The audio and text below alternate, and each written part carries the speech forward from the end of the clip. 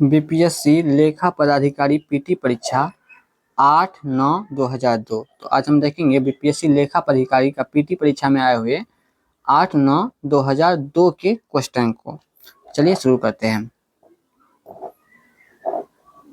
तो यहाँ पे पहला क्वेश्चन है, खुदीराम बोस और प्रफुल्ल चाकी द्वारा किंग्सफोर्ड के जीवन पर हमला कहाँ किया गया था? तो किंग्सफोर्ड पर जो बम फेंका गया था तो कहाँ पे? तो मुजफ्फरपुर में पहला हमला किया गया था। ब्रिटिश पार्लियामेंट के सर्वप्रथम भारतीय सदस्य कौन बने थे? तो ब्रिटिश पार्लियामेंट के सर्वप्रथम भारतीय सदस्य दादा भाई नौरोजी बने थे, दादा भाई नौरोजी। सती प्रथा को किसने अवैध घोषित किया था? सती प्रथा को किसने अवैध घोषित किया था?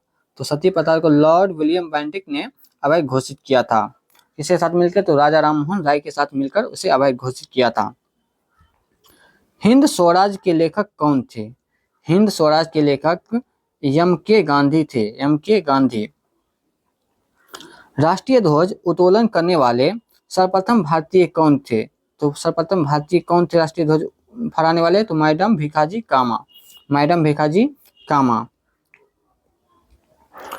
मोपला आंदोलन या मोपला विद्रोह कहाँ हुआ था? तो मोपला आंदोलन केरल में हुआ था, मोपला आंदोलन केरल में हुआ था। भारतीय राष्ट्रीय सेना आईएनए के नायकों का विचारण कहाँ हुआ था? आईएनए के सेना कहाँ पहुंचे थे? तो दिल्ली। तो इसका नारा भी था दिल्ली चलो। सुभाष चंद्र बोस ने नारा दिया था दिल्ली चलो का नारा दिया था। लखनऊ समझौता में महत्वपूर्ण भूमिका निभाने वाले कौन थे? तो लखनऊ समझौता में महत्वपूर्ण भूमिका निभाने वाले बाल गंगाधर तिलक की ही मदद से लखनऊ समझौता हुआ था। अंग्रेजों से लड़ते हुए रानी लक्ष्मीबाई की मृत्यु कहाँ पे हुई थी? तो रानी लक्ष्मीबाई की मृत्यु हुई थी कल्पी की लड़ाई में, कल्पी नामक स्थान पे कल्पी की लड़ाई में उसकी मृत्यु हुई थी। और जनरल ह्यूज के साथ लड़ते हुए इसकी मृत्यु हुई थी। 1857 में शुरू होने वाला प्रथम भारतीय विश्वविद्यालय कहाँ था? 1857 में शुरू होने वाला प्रथम भारतीय विश्वविद्यालय कहाँ था? तो 1857 में प्रथम भारतीय विश्वविद्यालय कहाँ पे बनाया गया था? कलकत्ता में। इंकलाब जिंदाबाद का नारा सबसे पहले किसने दिया था? तो भगत सिंह ने। और लिखा किसने था? तो इकबाल ने, मोहम्मद इकबाल ने लिखा था। और नारा सबसे पहले किसने दिया? भगत सिंह ने। दिल्ली चलो का आह्वान किसने किया था? यानी दिल्ली चलो का नारा किसने दिया था? सुभाष चंद्र बोस ने। महात्मा गांधी द्वारा चंपारण सत्याग्रह कब प्रारंभ किया गया था? चंपारण सत्याग्रह का प्रारंभ 1917 में बिहार के चंपारण जिले में किया गया था। और ये चंपारण किसके बुलाने पे आए थे? तो चंपारण आए थे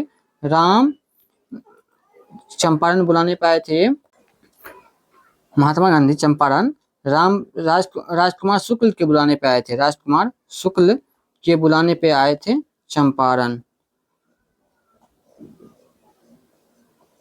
और चंपारण आंदोलन, चंपारण सत्याग्रह 1917 ईस्वी में हुआ था। गांधी ने सर्वप्रथम सत्याग्रह के हथियार का प्रयोग कहाँ किया था? सत्याग्रह को हथियार के रूप में सबसे पहले गांधी जी ने कहाँ पे किया था? तो इसका सही आंसर होगा दक्षिण अफ्रीका में। भारतीय राष्ट्रीय कांग्रेस ने सर्वप्रथम पूर्ण स्वराज का प्रस्ताव कब ग्रहण किया? पूर्ण स्वराज का प्रस्ताव कब ग्रहण किया? तो लाहौर अधिवेशन, जो कब हुआ था? तो लाहौर अधिवेशन हुआ था आपका 1929 में लाहौर अधिवेशन हुआ था। उसी में पूर्ण स्वराज का प्रस्ताव पारित किया गया था। भारत में स्वराज आंदोलन किनके द्वारा शुरू किया गया था? तो स्वराज आंदोलन शुरू किया गया था एनी बेसेंट और बाल गंगाधर तिलक के द्वारा। भूदान आंदोलन किसने शुरू किया था? तो भूदान आंदोलन विनोबा भावे ने शुरू किया था। कुख्यात व्यक्ति जनरल डायर, जो कि जानते हैं कि आप लोग जलियांवाला बाग हत्याकांड के लिए जिम्मेदार थे, उसकी हत्या किसने की थी? तो जलियांवाला बाग हत्याकांड के लिए जिम्मेदार जनरल डायर की हत्या सरदार उधम सिंह ने किया था। दिल्ली से पहले भारत की राजधानी कहाँ थी? दिल्ली से पहले भारत की राजधानी कलकत्ता थी। और दिल्ली भारत की राजधानी कब बनी? तो 1912 में दिल्ली भारत की राजधानी बनी। 1911 में प्रस्ताव पास हुआ और 1912 में दिल्ली भारत की राजधानी बनी। 1952 का वर्ष भारतीय इतिहास में क्यों महत्वपूर्ण है? 1952 का वर्ष भारत के इतिहास में क्यों महत्वपूर्ण है? क्योंकि इस साल लोकसभा के लिए प्रथम आम निर्वाचन चुनाव हुआ था, इसलिए 1952 का वर्ष भारतीय इतिहास में महत्वपूर्ण है। भारत में सिविल सेवाओं के लिए कौन नियुक्ति करता है? सिविल सेवाओं की नियुक्ति कौन करता है? तो सिविल सेवाओं की नियुक्ति राष्ट्रपति करता है। भारत सरकार का प्रथम न्यायिक अधिकारी कौन होता है? भारत सरकार का प्रथम न्यायिक अधिकारी कौन होता है? तो इसका सही आंसर होगा महान्यायवादी, या ऐसे ही अटॉर्नी जनरल कहते हैं। भारतीय संविधान में कुल अनुसूचियों की संख्या कितनी है? तो कुल अनुसूची भारतीय संविधान में कुल 12 अनुसूचियां हैं। भारत का एकमात्र राष्ट्रपति जो निर्विरोध चुने गए थे, निर्विरोध कौन सा राष्ट्रपति चुने गए थे? तो निर्विरोध चुने जाने वाले राष्ट्रपति थे नीलम संजीव रेड्डी। नीलम संजीव रेड्डी। संविधान में भारत की क्या व्याख्या है? संविधान में भारत को राज्यों के संघ के रूप में जाना जाता है। भारत को राज्यों का संघ कहा जाता है। शक्ति पृथक्करण का महत्वपूर्ण लक्षण किसका है? शक्ति पृथक्करण का महत्वपूर्ण लक्षण है राष्ट्रपति शासन का। राष्ट्रपति शासन। कौन सा संशोधन पक्ष परिवर्तन करने से निषिद्ध करता है? पक्ष परिवर्तन करने से कौन सा निषिद्ध करता है, रोकता है? तो 52वां संशोधन। दमन और दीव को कौन अलग करता है? तो दमन और दीव को अलग करता है खंभात की खाड़ी। खंभात की खाड़ी। भारत की जलवायु कैसी है? तो भारत की जलवायु उष्णकटिबंधीय जलवायु है। विंध्य पर्वतों के किस वर्ग से संबंधित है? तो विंध्य पर्वत किस प्रकार का पर्वत है? तो ये अवशिष्ट पर्वत है। विंध्य पर्वत अवशिष्ट पर्वतों में आती है। छोटा नागपुर का पठार कैसा पठार है? तो छोटा नागपुर का पठार स्थलीय परायभूमि है। स्थलीय परायभूमि। किस झील का पानी भारत में सबसे अधिक खारा है? यानी भारत की किस झील का पानी सबसे अधिक खारा है? तो इसका सही आंसर होगा सांभर झील। सांभर झील का पानी सबसे अधिक खारा है, जो कि भारत का झील है। सागर में भारतीय सार्वभौमत्व कितनी समुद्री मीलों तक है? तो भारतीय सार्वभौमत्व कितनी समुद्री मील तक? तो 12 समुद्री मील तक भारत का सार्वभौमत्व है। भारतीय उपमहाद्वीप वास्तविक रूप से में एक बड़ा भूखंड का भाग था, जो क्या कहलाता है? तो भारतीय उपमहाद्वीप जो है ये हमारे गोंडवाना महाद्वीप के भाग थे। पहले गोंडवाना महाद्वीप के भाग थे। उत्तरी भारत की तराई क्षेत्रों में सतही जल की अति प्रचुरता होने का क्या कारण है? तो उत्तरी भारत के तराई क्षेत्रों में सतही जल की अति प्रचुरता यानी बहुत मात्रा में होने का क्या कारण है? क्योंकि यहाँ पे अधिक बड़े बड़े क्षेत्रों में चौड़ी घाटियों के साथ नदियों का भी जल क्या हो जाता है? फैल जाता है, इसलिए यहाँ पे जल की अति प्रचुरता है, यानी बहुत ज्यादा जल पाए जाते हैं इसकी सतही जल में। हाजीपुर किस नदी के किनारे पर स्थित है? तो हाजीपुर जो है गंडक नदी के किनारे पर स्थित है। पाक जलडमरू मध्य भारत को किससे अलग करती है? तो पाक जलडमरू मध्य भारत को श्रीलंका से अलग करती है। भारत को श्रीलंका से अलग करती है। नेफा, देखिए याद रखिएगा, नेफा किसका पुराना नाम है? नेफा किसका पुराना नाम है? तो नेफा अरुणाचल प्रदेश का पुराना नाम है।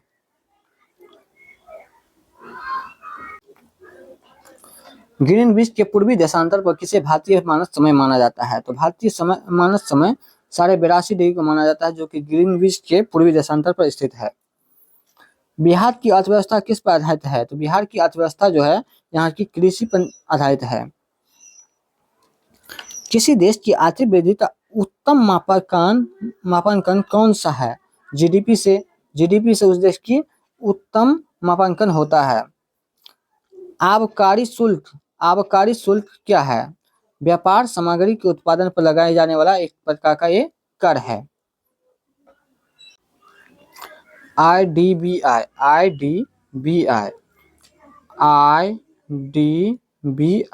भारत का औद्योगिक विकास बैंक, इसकी स्थापना कब हुई थी? मतलब कि आईडीबीआई की स्थापना कब हुई थी? तो इसकी स्थापना हुई थी 1964 में। 1964 ईस्वी में इसकी स्थापना हुई थी। Imperial bank of India, imperial bank of India का राष्ट्रीयकरण करने के बाद इसका क्या नाम रख दिया गया? तो इंपीरियल बैंक ऑफ इंडिया का राष्ट्रीयकरण करने के बाद इसका नाम भारतीय स्टेट बैंक रख दिया गया। MSEA, MSEA क्या है? तो MSEA Magadh stock exchange association, Magadh stock exchange association को MSEA कहा जाता है। मॉडवेट, मॉडवेट, मॉडवेट क्या है? तो मॉडवेट एक अप्रत्यक्ष कर है, अप्रत्यक्ष कर। भागलपुर में कौन सा महत्वपूर्ण उद्योग स्थापित है? तो भागलपुर में देखा जाए तो कौन सा महत्वपूर्ण उद्योग स्थापित है? तो यहाँ पे रेशम उद्योग स्थापित है। भारत में कैसी अर्थव्यवस्था है? तो भारत की अर्थव्यवस्था मिश्रित अर्थव्यवस्था है। भारतीय अर्थव्यवस्था का वैश्वीकरण का क्या तात्पर्य है? तो भारतीय अर्थव्यवस्था का वैश्वीकरण का तात्पर्य है कि दूसरे देशों के साथ आर्थिक संबंध पर न्यूनतम संभावना वाले प्रतिबंध को रखना। दूसरे भारत का जैसे व्यापार दूसरे देशों के साथ होना और दूसरे देश वाले आके हमारे देश में व्यापार कर सके, इसी को बोलते हैं भारतीय अर्थव्यवस्था की वैश्वीकरण करना। और इसके लिए क्या करना पड़ेगा? कम से कम मिनिमम टैक्स रखना चाहिए जिससे कि दूसरे देश आके हमारे देश में व्यापार कर सके। कौन संगठन स्थलाकृति सीटों के उत्पादन के लिए उत्तरदायी है? स्थलाकृति सीटों के लिए उत्पादन के लिए कौन सा संगठन उत्तरदायी है? तो यह survey of India, survey of India. Aravalli पर्वत समूह किससे संबंधित है?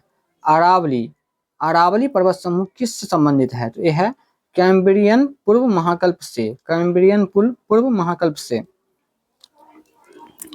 त्रिभुवन राजमार्ग जो नेपाल के काठमांडू से शुरू होता है वह भारत से कहाँ से जुड़ता है? तो त्रिभुवन जो राजमार्ग है ये नेपाल के काठमांडू से शुरू होता है लेकिन भारत में कहाँ पे जुड़ता है? तो इस जुड़ता है पूर्वी चंपारण से, पूर्वी चंपारण से।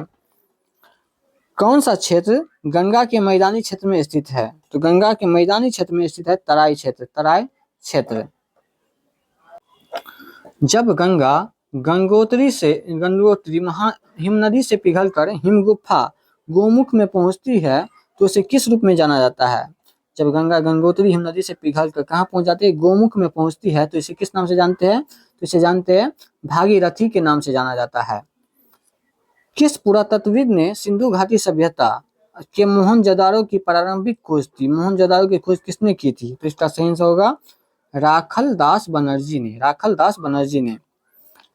महान भारतीय दार्शनिक शंकर ने किसका प्रचार किया था? तो शंकर ने अद्वैतवाद का प्रचार किया था। इलाहाबाद में स्तंभ पर शिलालेख में हरिसेन ने किसकी प्रशंसा की थी? हरिसेन जो थे इलाहाबाद में उस स्तंभ पर किसकी प्रशंसा की है? स्तंभ पे, तो स्तंभ पे समुद्रगुप्त की प्रशंसा की गई है। इलाहाबाद के में जो स्तंभ है उस पे शिलालेख लिखा गया है जो हरिसेन के द्वारा लिखा गया है, उसमें प्रशंसा की गई है समुद्रगुप्त की। अशोक महान किस वंश के थे? तो अशोक किस वंश से संबंध थे? तो मौर्य वंश से, मौर्य वंश से। कनिष्क की राजधानी कहाँ थी? कनिष्क की राजधानी पुरुषपुर यानी पेशावर थी। पुलकेशियन द्वितीय ने हर्षवर्धन को किस नदी के तट पर पराजित किया था? पुलकेशियन द्वितीय ने किसको पराजित किया था? हर्षवर्धन को। और किस नदी पे के तट पे? तो नर्मदा नदी के तट पर। अशोक महान का दूसरा नाम क्या था? तो अशोक का दूसरा नाम था प्रियदर्शी, प्रियदर्शी। वातापी किनकी राजधानी थी? वातापी चालुक्यों की राजधानी थी। हम लोगों ने भाग से मिलन स्थान बना लिया, यह किनका कथन है? हम लोगों ने भाग से मिलन स्थान बना लिया, यह किसने कहा था? किसका कथन है यह? जवाहरलाल नेहरू का। मैला आंचल, मैला आंचल के लेखक कौन है? तो मैला आंचल के लेखक है फणीश्वरनाथ रेणु, फणीश्वरनाथ रेणु। ओणम त्योहार किस राज्य में मनाया जाता है? ओणम केरल में मनाया जाता है। हड़प्पा सभ्यता में औजार और अस्त्र मुख्यतः किससे बनाए जाते थे? तो हड़प्पा सभ्यता में जो है औजार और अस्त्र जो थे तांबा, टीन और कांस्य से बनाए जाते थे। कौन ब्रह्मवादिनी थी तथा वेदों के कुछ श्लोकों की रचना की थी? तो लोपामुद्रा वेदों के कुछ श्लोकों की रचना की थी और वो कौन थी? तो ब्रह्मवादिनी थी। तो कौन थी? लोपामुद्रा। पूरा पाषाण युग की सबसे बड़ी उपलब्धि क्या थी? पूरा पाषाण युग में ही अग्नि का प्रयोग किया गया था। अग्नि का प्रयोग किया गया था पूरा पाषाण युग में। मानव शरीर में दीर्घतम अंतःस्रावी ग्रंथि कौन है? दीर्घतम अंतःस्रावी ग्रंथि कौन है? तो अवटु ग्रंथि, जिसे कि हम थायराइड ग्रंथि भी कहते हैं। रेडियम किससे प्राप्त होता है? यानी रेडियम किसका अयस्क है? तो पिच ब्लेंड, पिच ब्लेंड से रेडियम प्राप्त होता है। जल में घुलते समय CO2 गैस क्या उत्पन्न करती है? तो जब जल में CO2 गैस को मिलाया जाता है तो दुर्बल अम्ल पैदा होती है। सिरका किसका व्यापारिक नाम है? तो सिरका जो है एसिटिक एसिड को सिरका कहा जाता है। The origin of the species पुस्तक किसने लिखी है? तो ऑरिजिन ऑफ द स्पीसीज पुस्तक चार्ल्स डार्विन ने लिखा है, चार्ल्स डार्विन ने।